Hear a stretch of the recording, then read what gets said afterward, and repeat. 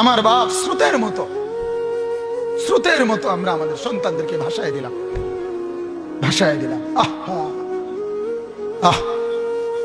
চোখের পানির বড় দাম বাজান, আল্লাহর কসম, মুখের হাসির চাইতে চোখের পানির বড় দাম। গোটা পৃথিবী বড় সব হাসি, এক ফোঁটা চোখের পানির দাম অনেক বেশি।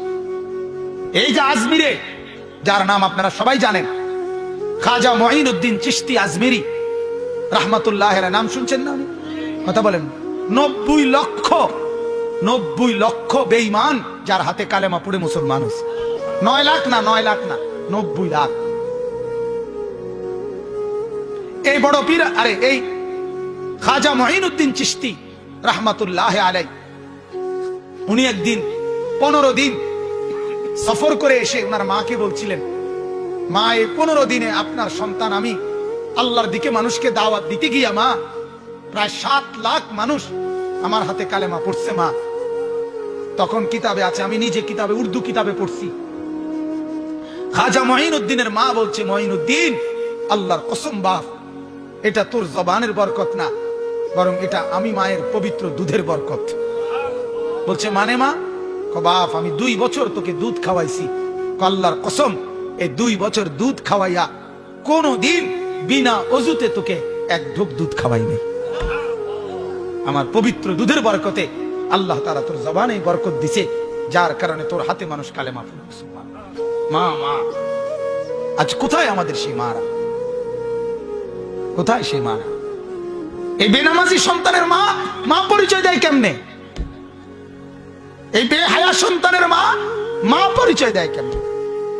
এই জন্য আমি দিবানিশি বলি বাজার, যে ঘরে ছেলে নামাজ পড়ে না, মেয়ে নামাজ পড়ে না, বিবি নামাজ পড়ে না, আহা, আল্লাহর কসম, উচিত ছিল ওই ঘরের বাপ মা চিৎকারে কান্দা। ওই ঘরে কান্নার রোল পড়ার কথা ছিল, ওই বাবার চোখে পানি ঝরার কথা ছিল, ওই মা চিৎকার করে কাঁদার কথা ছিল যে হায় আমার কি হবে, আমার সন্তান তো নামাজ পড়ে না, আমার মেয়ে তো নামাজ পড়ে না। আল্লাহর কসম, এটা হওয়া কথা ছিল মুসলমানের ঘরে। আজ কোনো পেরেশানি নাই। বাবার চোখের সামনে, দাদার চোখের সামনে সন্তান নষ্ট হয়ে যাচ্ছে।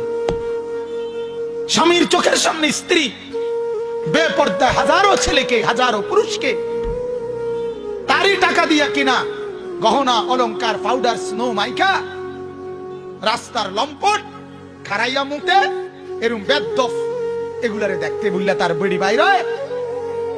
হ্যাঁ, আর এই অপদার্থ স্বামী এটা হজম করে। তোরে জামাই হইতে বললো কে বেড়া? আত্মমর্যাদা যার নাই। হযরত সাদ ইবনে আবি ওয়াক্কাস, একজন সাহাবী রাদিয়াল্লাহু তাআলা আনহু, একদিন বলছিলেন যে আল্লাহর কসম, আমি যদি কোনোদিন 1 মিনিটের জন্য দেখি আমার বিবিকে কোন ভিন পুরুষের সাথে অন্যায় অবৈধ কোনো কথা বলে, আমি সাথে সাথে তার গর্দান ফেলে দেব। আল্লাহর নবী সাল্লাল্লাহু আলাইহি সাল্লামের হাদিসে আছে, নবীজি শুনে এই কথা বললেন, সাদ, তোমার আত্মমর্যাদা যদি এরকম হয়, আমি মুহাম্মদের আত্মমর্যাদা তার চাইতে বেশি। এরপরে বললেন, সাদ, আমার মাওলার আত্মমর্যাদা আরো বেশি। আমার আল্লাহ এমন অশ্লীল, এমন বেহায়াকে 1 বিন্দু রহম করবে না, 1 বিন্দু ছাড় দিবে না। যুবক, প্রতিটা নজরের হিসাব তোমাকে দিতে হবে। ভাত খানার নাম জিন্দিগি মনে করো না। হ্যাঁ, সারাদিনে ভাত কতটি খাও আর টুটু টুটু করে ঘুরো, অসুবিধা কি? হ্যাঁ, এটারই জিন্দিগি ভেবো না। জীবন মানে মোবাইল একটা, জীবন মানে একটা মোটরসাইকেল, হ্যাঁ, জীবন মানে সিবা ফ্যান, জিন্দিগি মানে এই মাথার চুল এগুলারে শয়তানের মতো কাটায়, এগুলো জীবন কয়, এগুলারে জিন্দিগি বলে? বলেন পৃথিবীর কোন বইয়ে এগুলারে মানুষের জীবন বলে? মোটরসাইকেল, মোবাইল, সিবা ফ্যান, টুটু করে ঘুরে, রাস্তার পাশে মেয়ে হাঁটে, তুমি পিছে পিছে সামারের মতো, হ্যাঁ, ছাগলের মতো তুমি পিছে পিছে হাঁটো। অপদার্থ কোথাকার! এটা কোনো জিন্দিগি হইল? এই জিন্দিগির চাইতে মরে যাওয়াই তো ভালো ছিল বেটা। কয় নারী দিয়ে তুমি চলবা? হ্যাঁ, কয়জন বেড়ি দরকার? কথা বলেন না। একটা ছেলের কয়টা বেড়ি দরকার? আস্তাগফিরুল্লাহ। গুনাহের মধ্যে ডুবে গেছে, নাফরমানির মধ্যে ডুবে গেছে ছেলেরা, অস্থিরতার মধ্যে ডুবে গেছে। মার খবর নাই, বাবার খবর নাই, স্বামীর খবর নাই, কারো কোনো হায়া লজ্জা নাই। মহিলা সারাক্ষণ টেলিভিশনে নাচ গান, নাটক, সিনেমা, হিন্দি সিরিয়াল এগুলো দেখতেছে, একটার পর একটা পাউডার, সুনু, জামা কাপড় বদলাইতেছে। আর বাজারে বাজারে একদিন কিনে জুতা, আরেকদিন কিনে বদনা, আরেকদিন কিনে জামা, যে একটা একটা করে করে আলগা আলগা কিনে। এক লগে কিনতো না, কারণ এক লগে কিনলে তো একবারে কিনে হয়ে গেল। এক দোকান থেকে কোনো খরচা করে না, এক দোকান থেকে খরচা করলে 1 ঘন্টা লাগাইয়া যে পাউডার তৈরি লেগেছে, এটা যদি কমপক্ষে 30টা দোকানে না দেখাইতে পারে তো খরচা উঠাইয়ে না। এটা খরচ আছে না, পাউডার, সুনু, ফেয়ার এন্ড লাভলি, মেকআপের এটা খরচ আছে। তো এই খরচাও তো উঠাইতে হইব। হ্যাঁ বলেন নাউজুবিল্লাহ, বলেন নাউজুবিল্লাহ। আমার মাকে জিজ্ঞেস করেন, আপনার মেয়েকে জিজ্ঞেস করেন, কারে দেখাও? তোরে যারা দেখে ওরা তো দুশ্চরিত্র, লম্পট, আরে মুত্তা ফানি লয় না, দুর্গন্ধওয়ালা যাদের ফ্যান, এরম অসভ্য, এতে দেখতে লাভটা কিটা? কথা বলেন না কেন? কোন ভালো মানুষ দেখে? কোন নামাজি লোক দেখে কোনদিন? কথা বলেন। কোন বেহায়া নারীকে কোন নামাজি দেখে কোনদিন? আর যে দেখে তার কলিজাটা, যেই যুবক কোন বেপর্দা নারীরে দেখে, দেখার পরে তার দিলের মধ্যে এই বেডিরে নিয়ে, এই মেয়েটাকে নিয়ে কল্পনাটা কি আসে, এটার আল্ট্রা রিপোর্ট করা, বাইর করা হয়। আল্ট্রাসোনোগ্রাফি রিপোর্ট যদি বের করা হয়, তাইলে দেখা যাবে ওই যুবকের কল্পনায় ছিল এই নারীর উলঙ্গ ছবি। উপভোগের কল্পনা ছাড়া, জিনা ব্যভিচারের কল্পনা ছাড়া আর কিছু ভাবছিল? এটাই তো রিপোর্ট আইবে, ঠিক কিনা বলেন? আল্লাহ যদি বলে, বান্দা আমার দেওয়া চোখে আমার ঘর কেন দেখলাম? আমার দেওয়া চোখে গত 1 বছরে কোনোদিন আমার কোরআনের একটা পৃষ্ঠা কোনোদিন কেন দেখলা না? আপনি কি বলবেন? কি বলবেন বলেন? লিসানান, আল্লাহ তাআলা বলেন, আমি কি তোমাকে একটা জিহ্বা দেই নাই? বলেন দিছি কিনা? আল্লাহ যদি বলেন, বান্দা আমার দেওয়া এই জিহ্বা, এর বিনিময়ে আমি কি একটা জিকির পেলাম না? আমার নামটা কি একটাবার উচ্চারণ হতে পারলো না? আপনি কি বলবেন? বলো না ভাইয়া। আজ সারাদিন যার মুখে একবার মালিকের নাম উচ্চারণ হলো না, তুমি কি জবাব দিবা? এজন্য মনে রাখবেন, সুম্মা লাতুসআলুন্না ইয়াওমাইদিন আনিন নাঈম। আল্লাহ তাআলা এই কথা স্পষ্ট বলছেন, আমার বান্দা আমার দেওয়া প্রতিটি নিয়ামত আমি আলাদা আলাদা আলাদা আলাদা তোমাকে জিজ্ঞেস করি। হাদিসের মধ্যে আছে, আল্লাহর নবী সাল্লাল্লাহু আলাইহি সাল্লাম বলেন, সাহাবী ও হযরত ওমরকে বলছে, ওমর জিন্দেগিতে যতটা খেজুর খাইছো, প্রত্যেকটা খেজুরের শুকর কি আদায় করছো? আল্লাহ তাআলা সেটা জিজ্ঞেস করেন। আল্লাহর নবী বলছে, ওমর জিন্দেগিতে যত ঢোক পানি খাইছো, প্রতি ঢোক পানির নিয়ামতের শুকর কি করছিলা? আল্লাহ এটা জিজ্ঞেস করেন। আপনি কি ভাবছেন?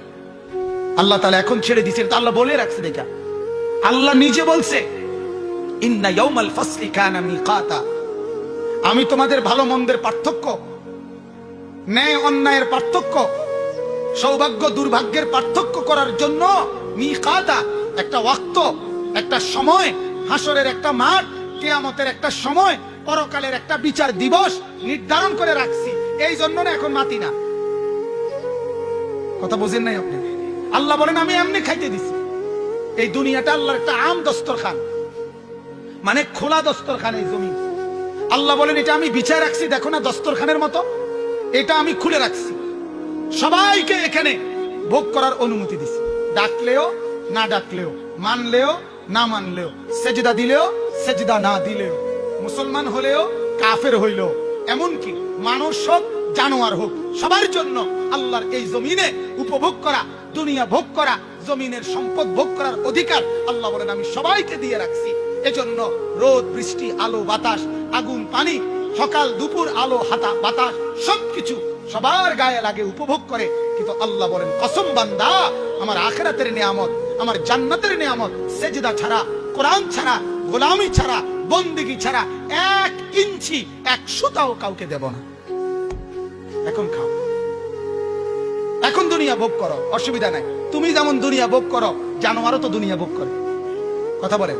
গবেষকদের কথা হলো, প্রকৃতি গবেষক যারা, প্রাণীবিদ্যা গবেষক যারা, একটি হাতি একদিনে 250 কেজি 250 কেজি খাবার খায়, 90 লিটার পানি খায়। আপনার চাইতে বেশি না কম?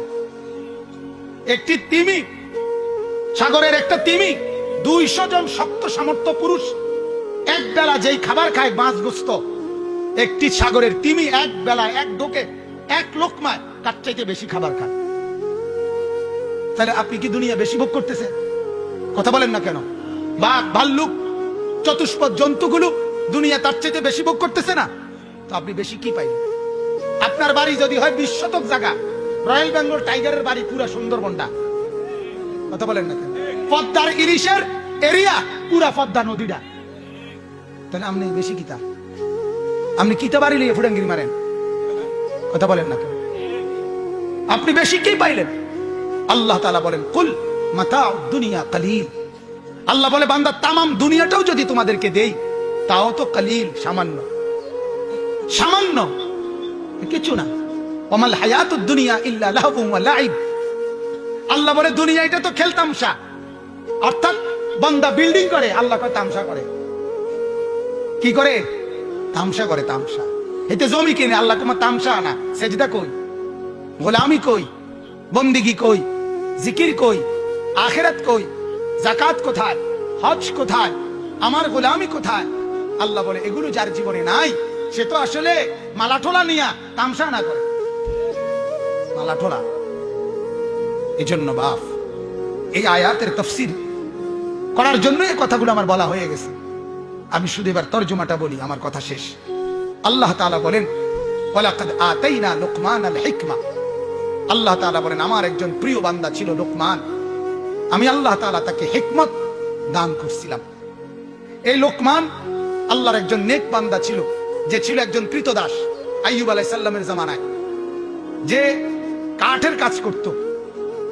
আল্লাহ তাআলা বলে, কিন্তু কৃতদাস হওয়ার পরেও, কাঠের কাজ করার পরেও আমার বন্দিগি পুরাপুরি করত এবং আমার এক বিন্দু নাফরমানি কখনো করে নাই। যেন আমি খুশি হয়ে একদিন রাত গভীরে ফেরেশতার মাধ্যমে, তাফসীর ইবনে কাসিরের মধ্যে আছে, আল্লাহ তাআলা তাকে আল্লাহর শ্রেষ্ঠ নিয়ামত হিকমত, এটা আল্লাহ বলেন আমি তাকে দান করলাম।